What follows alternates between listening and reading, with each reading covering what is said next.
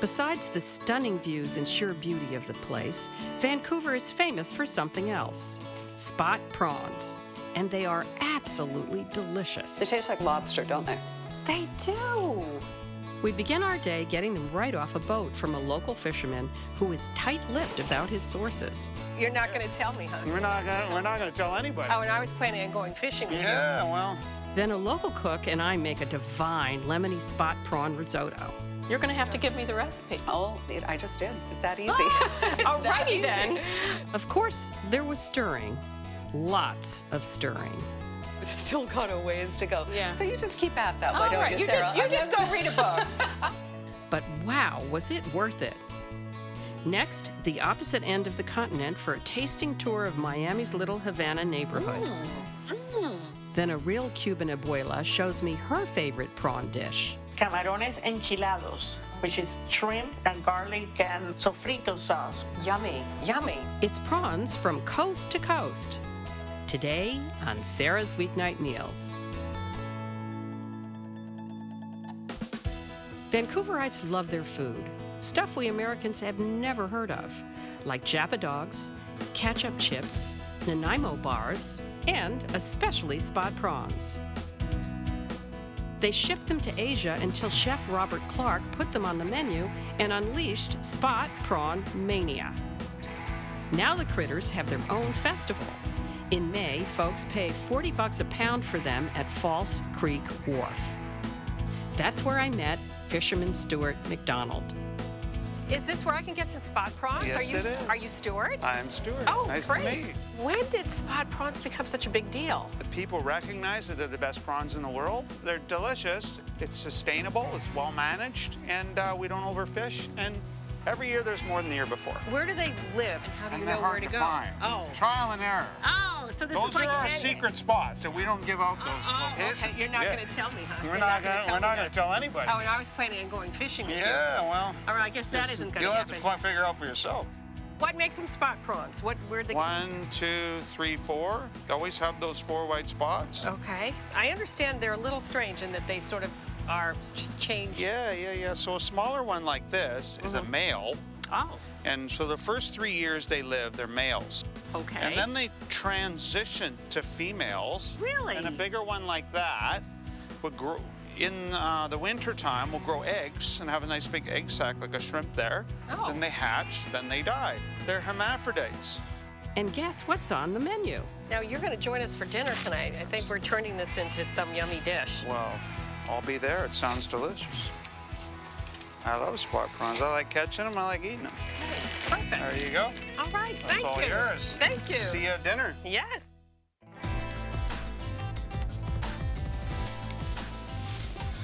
Hey, Jane. Hey, Look Sarah. what I brought you. Spot prawn. Yes. Vancouver special. Yes, this is true. You'll never guess where I got them from. Cousin Stuart. Excellent. Well, I promised to show you what to do with those, and I've got everything ready in the kitchen. Well, let's go do it. Okay. You want to know what we're making? Yes, tell me. We're making lemon risotto that has asparagus and spot prawns in it. Ooh, yay. Yeah, it's a big favorite this time of year.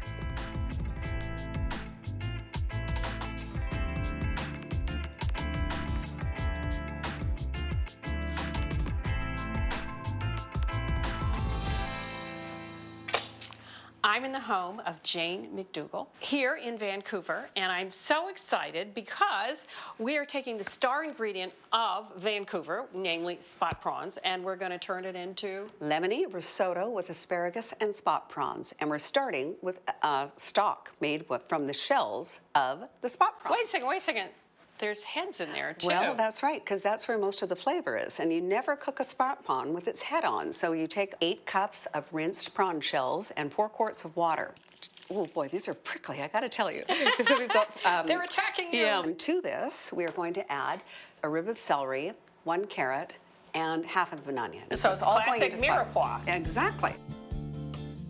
Now that's going to simmer for about 1 hour. Okay. But as luck would have it, I've already made some. Oh, because you're just such a smart cookie. And we're going to bring over. So you strained that. You started with 16 cups, and after you strain it, you end up with That's what we're down to. about 8. Yeah, so it's ready for us for the risotto. We're going to need about 24 spears of asparagus. I'm going to need you to break off the woody ends, and then we're going to blanch them in the prawn stock, which will add, I think, a The pretty nice flavor, flavor. the Yeah, flavor, exactly. yes. So we can cut those up into about 1-inch sections, and then after they've been into the prawn stock, we're going to take them into the ice bath. Oh, right. Set the color, stop the cooking, do all the good things Great. we want. I can tell you've taken your CIA grad also. Stop the cooking. CIA We're grad. going to shock I them. did a boot class there, and it was marvelous. Oh, I bet it was You know what I intense. learned? I learned how little I knew about cooking. My goodness, those people are... Those chefs will make you feel tiny every time. Okay, wonderful. Now we're going to take the chopped up asparagus, and we are going to blanch it, not in water, but in the prawn stock. While that's blanching, can you mince 2 cloves of garlic? Oh, I love it when someone does that. So let's get the asparagus out. I figure it's just about ready. And then what are we moving on to? What's next? Prawns, about 1.5 pounds of shelled prawns. So we're going to add about 4 tablespoons of oil to this pan here. Now, this step happens pretty quickly because what we don't want to do is overcook these spot prawns. Got it. And they will be ready to go in about, oh gosh, like a minute or 2 maximum. Oh, dear. And you need some lemon juice, right? Oh yeah, we're going to definitely need lemon juice. The moment they have achieved the appropriate degree of doneness, they become pink. Oh, like Yeah. shrimp. Yeah, very much like shrimp. So you're going to want the zest and the juice of 2 lemons for the whole dish, but right now you just need a little lemon for the... Yeah, we just want to give these guys a little flavor. Okay, now what is this? Now I made this. Now this is something I think everyone should do. Zest the lemon, keep the lemon zest, dry it, and then run it through a food mill with kosher salt. Like a coffee grinder, Exactly. spice grinder. Exactly. Oh, that's delicious. Really lemony, huh? You're going to have So- to give me the recipe. Oh, I just did. It's that easy. It's that Alrighty easy. then. I So stand I'm going to put a corrected. little bit of this on here because the more lemon, the better. I think we are just about ready. Now I'm going to add the juice of half a lemon. And then we are going to, oh, so swiftly transfer them. Boy, does that look good Doesn't it? already. What do you think if I ate one? Would that I be think okay? yeah, well, try it. Put a little salt and pepper on them. See what you think. They're good, aren't they? They really are good. They're Wow. better, way better than regular shrimp. Whoa. Okay. They taste like lobster, don't they? They do. Yeah, there we go. Here. Okay, so now we're going to add in the onions. Now, this next step is called the sofrito, which is to say we're going to basically just cook these onions down a bit so that they're translucent. I think now would not be a bad time to add the garlic. Smell that instantly. Ugh, who doesn't love that? Oh, I love garlic. I do not know why women don't wear garlic behind their ears. I know, really. Yeah. Yeah. So now we're going to add 3 cups of rice. We're using the carnaroli, the king of risotto rices, and we're now going to make the next step, which is called the tostatura. Oh, Now, the goodness tostatura gracious. is You're really, once full again, of Italian words. Yeah. I love it. Well, it's just a fancy word for toasting. Well- So what we're doing is we're coating each grain of rice with the fat that we've already got in here. And we will know when it's done what it's supposed to do when there's a degree of translucency to each grain of rice. And we are ready now to add the wine. Oh. And the wine goes in first because it gives you sort of a structure, that, you know, a flavor structure. 2 cups of white wine. There we go. The risotto is saying hello. The trick is to make sure that all of this absorbs and absorbs and absorbs. And every time it absorbs, we add more liquid. So we will switch from wine to prawn stock. This is also known as a death dish. You want to know why? I don't know. I'm scared. Hey, come and stir it for a while. You're standing over a hot stove stirring because it's all about the stirring. It is starting to absorb, but it's still got a ways to go. Yeah. So you just keep at that, why All don't right, you, Sarah? you just go read a book. I'll just stand here. It's fine. It's fine. I don't mind. Well, hand me that wine. Yeah. Okay, that's good. So the wine is now almost completely absorbed. And now we're going to start adding in the prawn stock. And we'll add it in 1 ladle at a time. The important thing is that the stock is hot and that the risotto is simmering. I'll tell you what. I'll take one for the team. I'll just keep stirring. I will. And don't we need to set the table for our guests? Okay, I'll go do that. You carry on. Okay. Yeah, you're no dummy.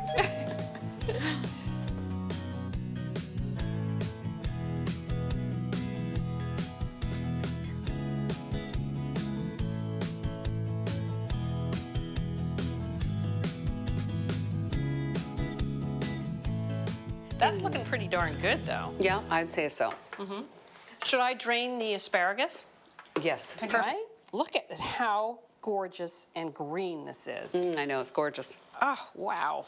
That is springtime right there. We've got 2 cups of grated Parmesan Reggiano.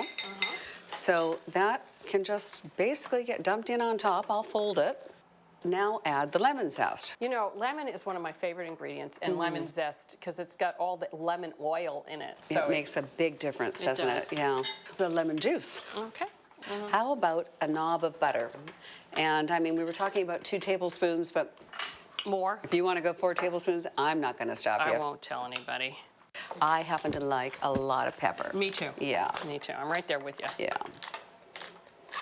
We should definitely travel together. Butter, pepper. Yeah, clearly. We're going to fold in the asparagus. Oh, that's So the risotto itself will warm the asparagus. Let's do it. Prawns. Okay, With we're all just this gonna. yummy juice. Okay. Oh, absolutely. That's critical. I'm just going to move them around just a little bit.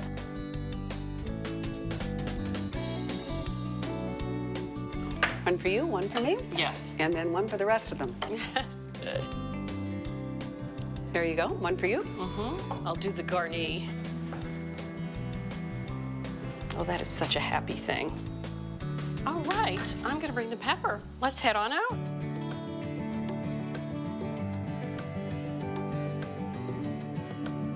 There we go. So what are we having with our, what did you pick, what wine? Sauvignon Blanc. Oh, the same one we put in the Exactly, yeah. Oh, everybody should be eating. I have a rule in my house, one is served and all may eat, because you want it, you must eat it while it's hot.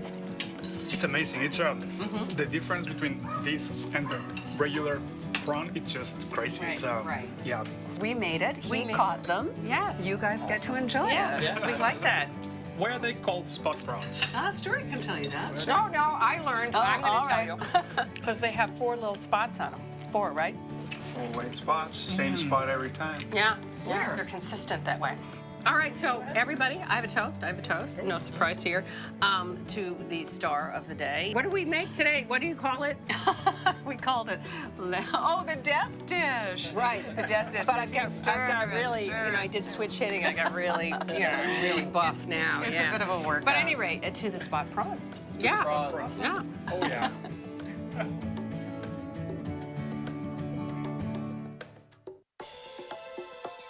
The sun, the surf, the palms, the sand. There's nothing like Miami. It's home to the best Cuban food in the country because in the 60s, the fled Castro's Cuba to make a vibrant home here on Calle Ocho, Little Havana.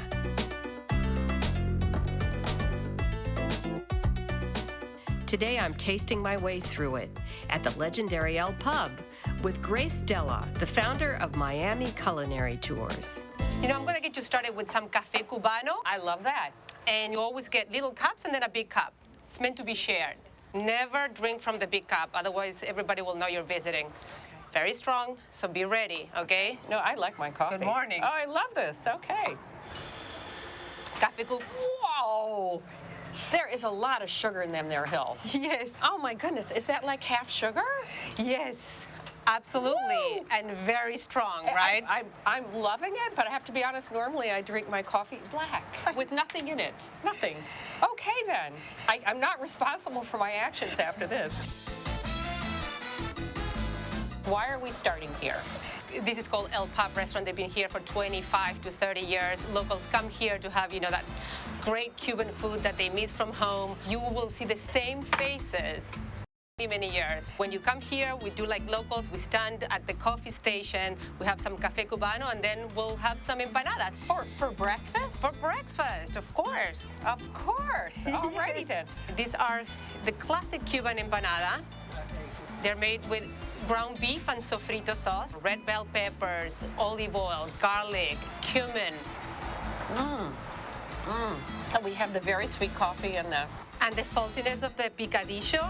It's perfect Cuban combination. Okay, all right. Now I'm gonna bring you to the new part of Little Havana. Look, azúcar. You have Celia Cruz on the wall. Great singer. Great Cuban singer.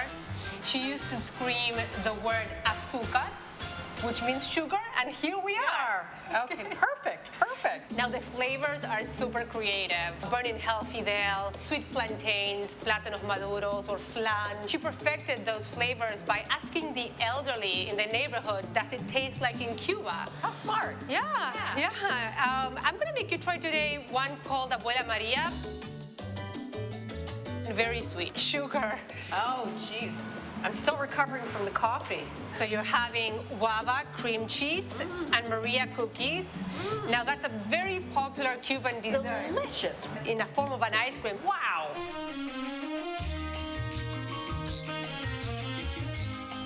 To really feel the energy of Little Havana, let me bring you to Ball and Chain. There's always a party here because there's live music with no cover 90 hours a week. When owner Bill Fuller reopened Ball and Chain, he kept its historic vibe. Billie Holiday, Count Basie, Chet Baker, Lena Horne all played here. Wow. And wasn't that unusual for the time? So the last owner of the Ball and Chain was a man by the name of Henry Sheckman. Henry was very sensitive to the black entertainers at the time, especially at a moment when they weren't able to stay at hotels in other parts of the city, including Miami Beach. Henry accommodated them at the Tower Hotel, and then many times they would come over here at night and actually play. Henry's son was once babysat by Billie Holiday, which we always thought that was such a cool thing to be able to say. This is the place to party in Miami. And a mojito pairs perfectly with that. Is this the famous Cuban sandwich? You got the medianoche, which in Spanish in Cuba meant that they made these sandwiches at midnight when they came back from work. The bread is sweeter. So you have pork, cheese, pickles, mustard, and ham. Very nice. I was impressed, huh? Yes, so then the softness and sweetness of the bread combines perfect with the saltiness of the pork. I'm loving Little Havana and its food, but it's time to cook.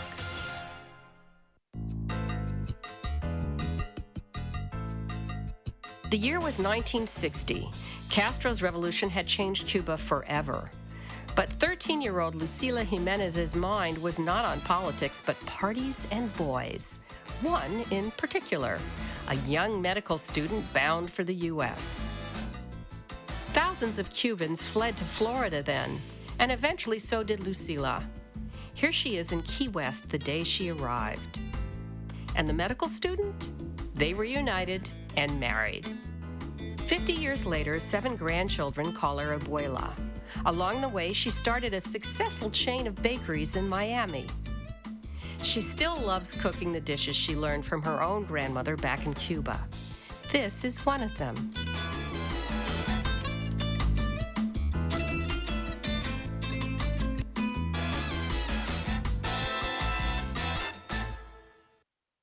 What are we making today?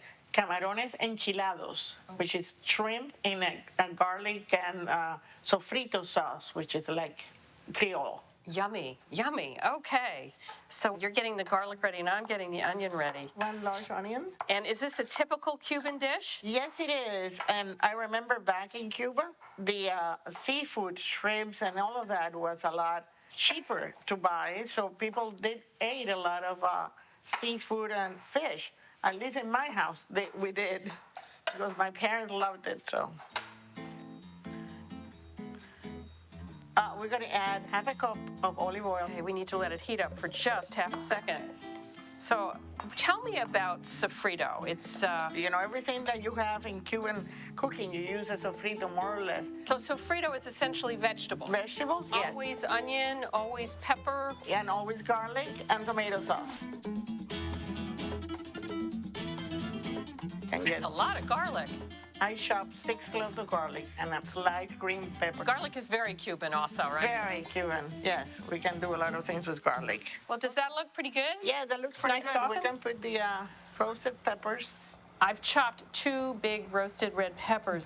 We're gonna add a can of tomato sauce, So that's 15 ounces, and we can put the wine, a cup of wine. cup of wine, dry white wine. Yes, I'm gonna tell you what I do at home. Yes. That is put the wine in the can. What a clean brilliant it up. idea. Because there's And- all that stuff Yeah, all left that in there. stuff. So I'm also going to make sure it all goes in there. I'm going to, And you get everything in there. yep. Yeah, good. The bay leaves and the salt Okay, and, 1 bay leaf. and a little bit of crushed pepper. Oh, and you run it between your hands? Yes. You're a brave woman. Okay, and then how much salt? I'm going to let you do the salt. Hefty pinch. Right. Okay, and then how long does it simmer? I would simmer it for 15, 20 minutes. Wow, so And simple. then it is very easy. I'm going to move this back here and bring Yes. forward the plantain pot. And the dish that we're doing with them, what's its name in, what do you say in Spanish? Plátanos maduros. Maduros. What does the maduros mean? Ripen. And it's one of my favorite dishes. Not only the plátanos maduros, but all the plantains. You know, all the plantains are really good. I'm going to watch you now. Just cut both ends. Both ends off. And this is the perfect blackenings for maduros, you know? And you just slice it a little bit. You can't just peel it. You have to No, you have cut to the slice skin. it. Cut Yeah. the skin. And this is easier, the You did it on 2 sides or just one? one side. Oh, you just did 1 slit down the back? Yeah. Oh, okay. Yeah. And then you just peel it with your hands? And just peel it with your hand. Wow, these That's are it. very soft. Yes, these are good. Otherwise, if they're not this ripe, you know, they don't taste as sweet. Now, And you slice it like this. you did it See? sideways. I know. Sideways. So at a huge angle is what you're Yes. doing. About how thick? About about- a quarter of an inch? Yeah. Yeah, third of an inch. Okay, does that look okay? Yes, that looks beautiful. Yeah. It's 325. Should we put the plantains in? Yes, sure, we can put them in. Oh, they're perfect. And they take about how long? About 10 minutes. Tell me about plantains. You can have it ripe and fry like this. You can have it green and Let's line them up. Let's take a look at you these have 3 it guys. green. You can have, and the very ripe ones, the ones that we're using here. Okay, so what do you use these guys for? That one we use it for tostones, which is twice fried green plantains, or we can use it for chips, you know, for like potato chips, but we call it mariquitas. So this is closer, it's very starchy. It's like Yes. more like a potato. Yes. Okay. Right. So it goes from very starchy to very sweet. Very sweet. Those look like they're sort of done. Yes. Are they? Yeah. So what do we do now? We need to We drain put them. Yes. Actually, I'm gonna bring them one by one so I can put them separated. Oh, I see. Otherwise, do they all sort of smush Yes. together? Yes. And how do you serve these in a meal? As a side dish? As As a a side garnish? dish. Yeah. Okay, we're all done in here. Okay. Wow. All right. Well, I am going to go back and get our sofrito, Yes. and we are going to continue with that dish. And let me get the shrimp. And these This are is peeled, boiling. peeled and deveined shrimp. Yes. Okay. So I see what you mean. If you made it ahead of time, Right. you just heat it up, throw the shrimp in, and boom, you're Right. done. And boom, it's done. We need to make a little Yes. garnish, right? Yes. Some lime and some parsley. Chop a little parsley. Yes, that would be nice. See, these are almost done, and these are baked shrimp. Yeah.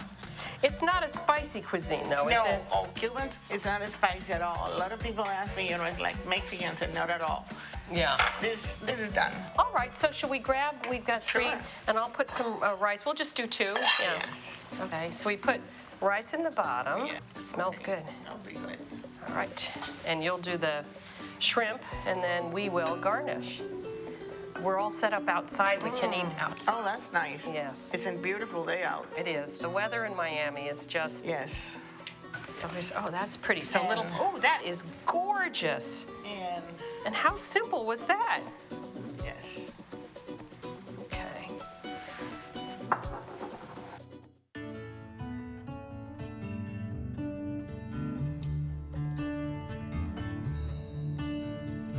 Well, Lucilla, who is this handsome young man? Well, he has been hanging been around for 51 years already. Really? Oh my goodness. This is my husband, Andres. Oh, Andres, so nice to meet you. A pleasure. Let's have your wife's yummy food. Yes. I can't wait to try it. I'm sure you're a spoiled man. Oh, that was so good. And that was so easy.